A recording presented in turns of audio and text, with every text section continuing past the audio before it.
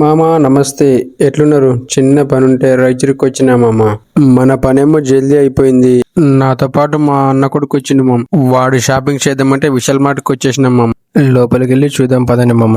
చాలా మంది జనాలు ఉన్నారు మామ లోపల. అసలు ఏం కొంటారు మామ ఈ జనాలు? ఎప్పుడు చూసినా ఈ షాపింగ్ మాల్ లోనే ఉంటారు. ఈ జనాలకి డబ్బులు ఎక్కడి నుంచి వస్తాయి మామ? మన దగ్గర ఒక్కొక్క టైంలో చాయ్ తాగిదమ్మంటే జేబులో రూపాయి ఉండదు మామ. ఎక్కడ చూసినా లేడీసే ఉన్నారేంది మామ. ఇక నా విషయానికి వస్తే నేనైతే ఏం కొనట్లేదు మామ. పైన ఏసీ అయితే చాలా చల్లగా చాలా బాగుంది మామ. చాలా సేపటి నుంచి అయితే తిరుగుతూనే ఉన్నా మామ. ఇప్పటికైతే ఏం నచ్చట్లేదు. మా వాడు కూడా చూస్తూనే ఉన్నాడు. ఇన్ని డ్రెస్సుల్లో ఈ పిల్ల బచ్చగానికి ఏ డ్రెస్ నచ్చట్లేదట మామ. ఏసీ అయితే చాలా చల్లగా బాగుంది కదా అని వాడిని వదిలేసిన మామ. వాడి ఇష్టం, వాడు ఏ డ్రెస్ అయినా తెచ్చుకొని అని అక్కడిక్కడ చూసి లాస్ట్ కి 3000 రూపీస్ షర్ట్ ని ట్రై చేశాడు మామ. ఫోటో అయితే ఇది మామ. మామ ఇక్కడ అండర్వేర్స్ ఉన్నాయి కదా, ఇంతకు ముందు ఇక్కడ ఒక అంకుల్ ఉండే మామ. ఆ అంకుల్ చూస్తూనే ఉన్నాడు మామ ఏవి తీసుకోవాలని. అలా ఓ 2-3 ఇప్పుడే ట్రయల్ రూమ్ లోకి తీసుకెళ్లాడు మామ ట్రయల్ వేయడానికి.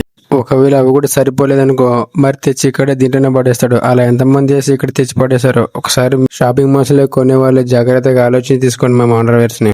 అయితే మా వాడికైతే ఏం నచ్చట్లేదంట. ఇంక లాస్ట్ ఈ బిస్కెట్ తీసుకొని కొంచెం బయలుదేరదాం మామ. ఇంకా ఇంతసేపు తిరిగి ఈ బిస్కెట్ ఒక్కటే మామ తీసుకుని ఆ ఒక్క బిస్కెట్ తీసుకుని కౌంటర్ దగ్గరికి వెళ్తే 20 నిమిషాలు ఇంచుమించు అక్కడ వెయిట్ చేయాల్సి వచ్చే మామ. క్రౌడ్ చాలా ఎక్కువగా ఉంది మామ. తర్వాత బిల్లు వచ్చా, బిల్లుతో పాటు మనకు బిస్కెట్ వచ్చా. అక్కడ నుంచి తీసుకొని బయలుదేరాము. ఇక ఈ వీడియో ఇంతే మామ. ఉంటా బాయ్ మరి.